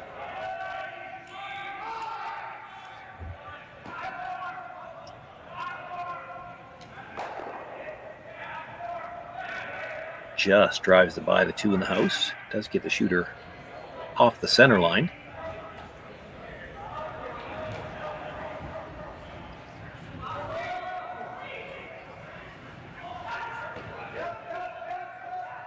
Still, it's a chance for the Cooey team to continue to put some pressure on.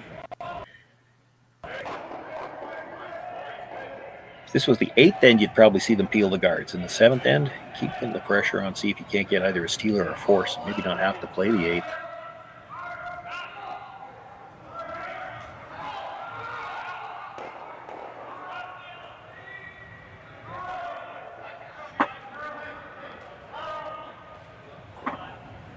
Needs to get back to the center line. Doesn't want to leave him a court towards those two stones in the 4-foot.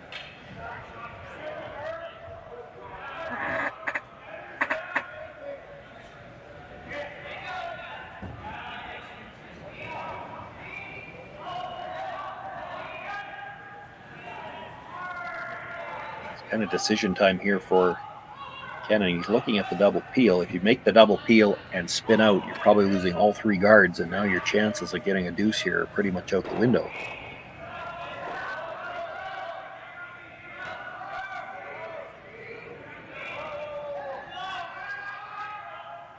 But your other options aren't good. You can play the run back on the yellow. If you miss it, it's still guarded. You play the peel on the red, and that gives him another chance to cover it.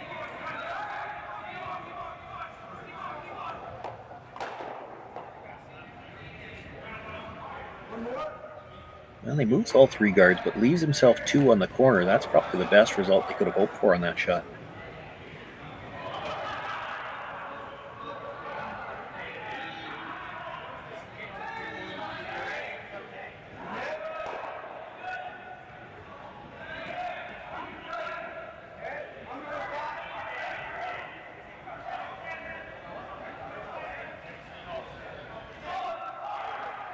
Tyler Tardy will look to cover the 2 in the center.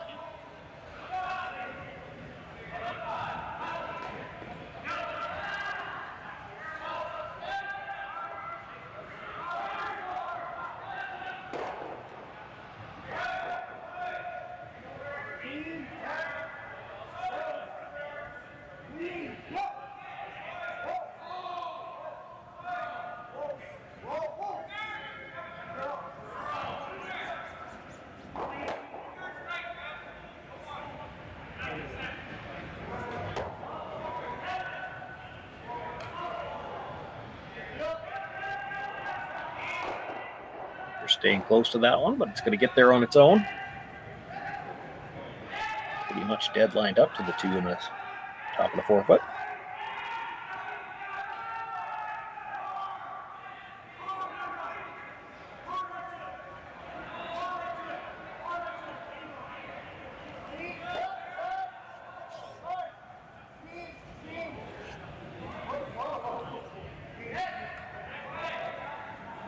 Kai McCauley now looking to come around, sit on top of those two, maybe jiggle them just a little bit.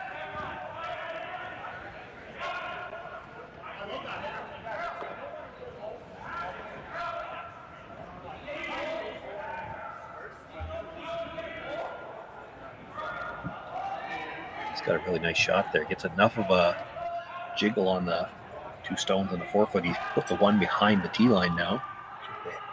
Make a play on the stuff at the top. There'll be a freeze available.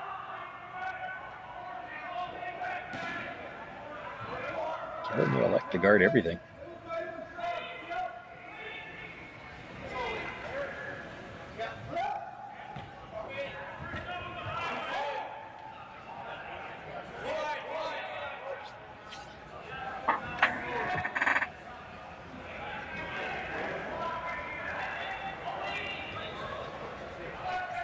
The discussion there was about how deep do they want to put this guard. If you bring it in too tight, he runs it back.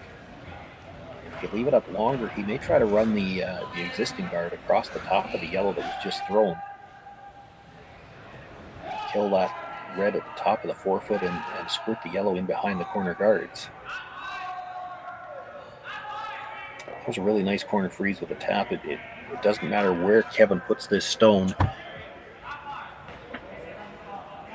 Kenan's going to have something to work with for the next one. This looks like it might over curl on them.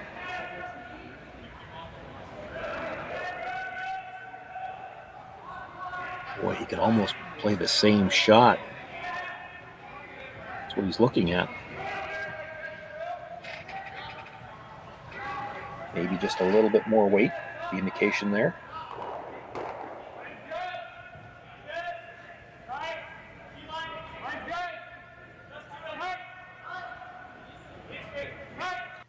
Trying to push yellow onto red, put that red behind the 4 foot somewhere, roll the shooter in behind the corner guard, I think was the indication. Something the back line to hack. The problem is when you throw the little bit extra weight, it's not going to get the same movement that he had on the last one. Swooping for every bit of curl they can get. They'll touch it. Enough to move it, and does hold the shooter. It is Kevin Cooey sitting 2, but third and fourth belong to Kenan Wipf right now, and there is a double available on those two reds.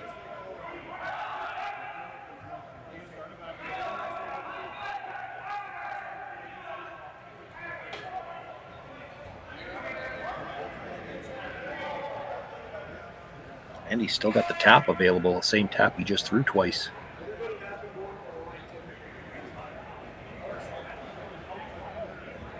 Pretty hard to take all of it away with one shot.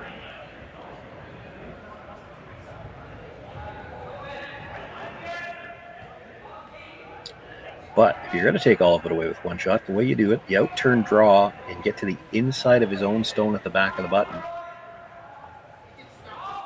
Then the tap wouldn't be able to get, you can't see the nose of that tap, you wouldn't be able to get shot rock.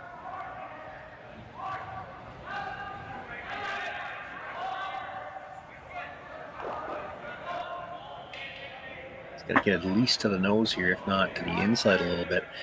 This is the way to take the tap away, but there is some risk of leaving a triple here.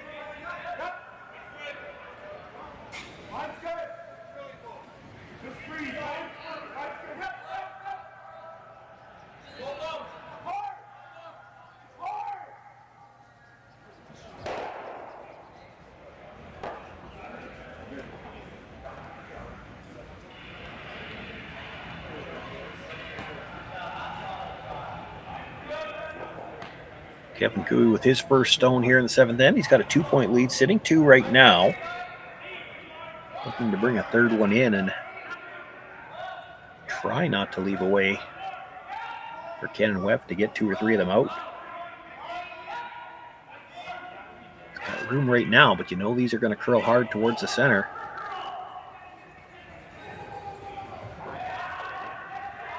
Gets just to the nose, taps it back, leaves the 2 reds in a pocket at the back.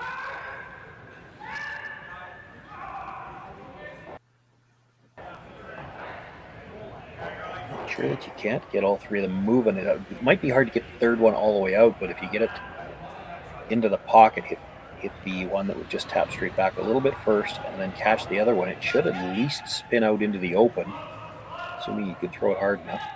You're going to lose the shooter.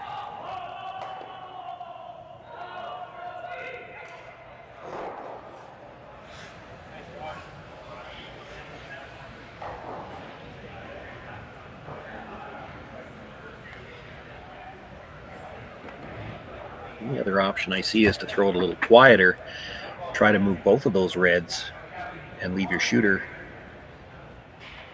in, I guess, the 3rd shot position somewhere. Looks like that's what he's opted for, quieter weight anyway. Boy, that looks like a lot of ice. You have to move the back 2 reds here.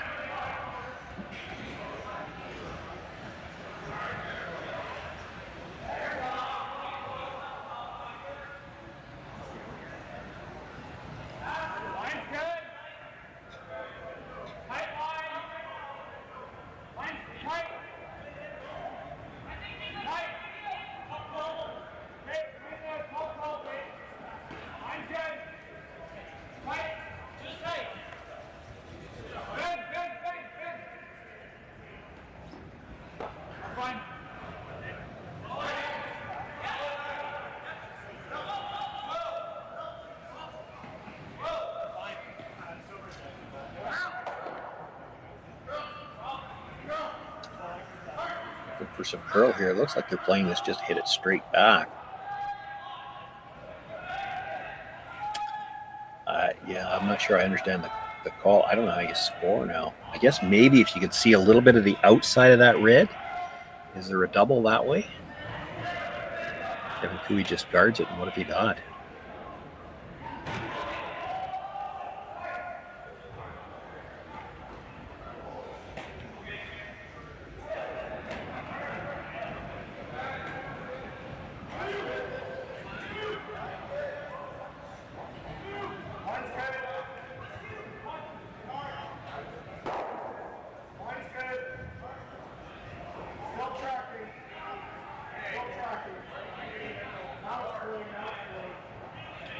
Discussion there, just how much ice do they have to take to it? Got to guard the outside of that red. That's the only thing that Kenan's got. So I think I saw Jacques putting the broom down, remembering a shot earlier about this is where we had the broom and where we ended up. So how much more do we need for a guard in this spot? And the way we've seen these things curl, you certainly understand what Kevin's thinking. It almost feels like you can't take too much ice, but you don't want to leave them a fort either.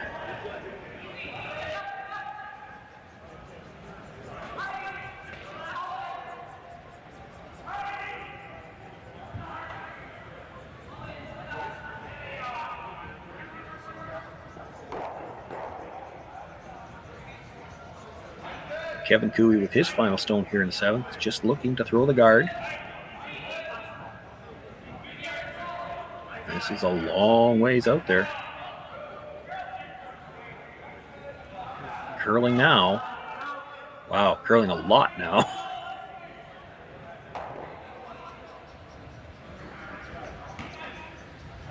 Puts it right where they tap the ice. It's looking like maybe the only choice Kenan might have is to play that one straight back, try to triple the reds.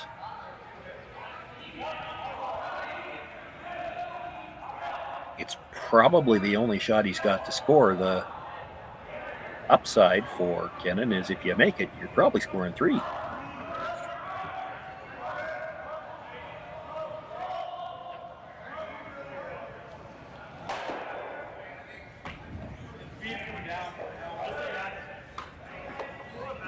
Looking at the long angle run in yellow onto yellow, catch the red, but I don't think it ever touches the back red.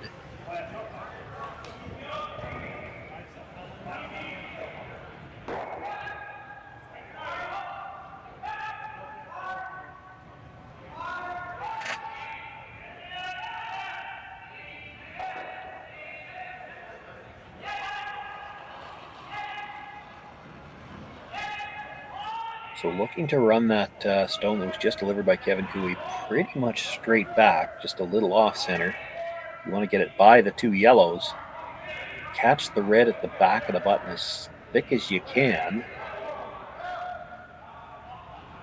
And it's possible all three reds go and you could pick up 3 here. It's also possible it could be a steal of 2 and handshakes. We'll find out in about 9 seconds.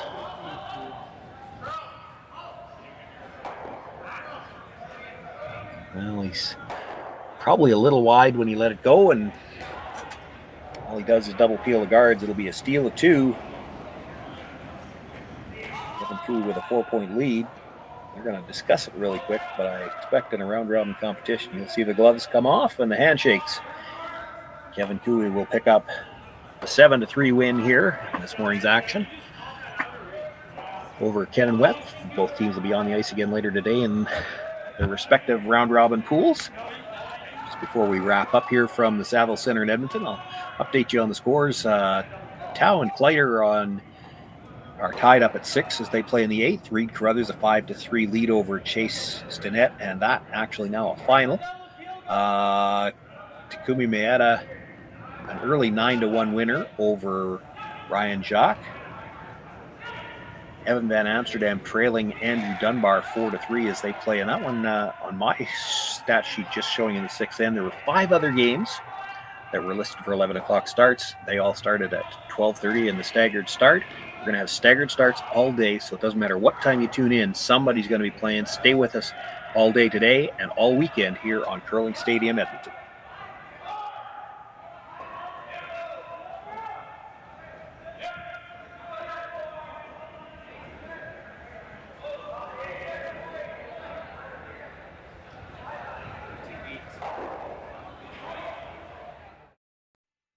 Handcrafted in Canada, Hardline's Ice Pad has revolutionized curling for over a decade. Engineered with top-tier precision and durability, it is backed by an unmatched 10-year warranty. Designed for curlers at all levels to sweep effortlessly with maximum efficiency, it is trusted by the world's best curlers, including Olympic and world champions. It is quite simply the best broom in the game. Hardline. Join the revolution. Imagine being able to stream every curling game from every sheet from any event, be it your Wednesday league game, bonspiel, or corporate event. Curling Stadium offers an all-inclusive streaming solution featuring high-quality cameras, ease of use, great reliability, and minimal installation. Offering your sponsors customizable ad space on your streamed curling games and being able to sell video packages to your corporate events for increased revenue. With Curling Stadium, you can stream to any device, be it your mobile phone, tablet, or computer. Push the feed to your desired platform, be it Facebook, YouTube, or any other social media. Curling Stadium is simply the way forward. Where it's commonplace in other sports to televise every game, we want to do the same. Curling is a global sport, and it's time it gets the coverage it needs. Make your curling club the next Curling Stadium.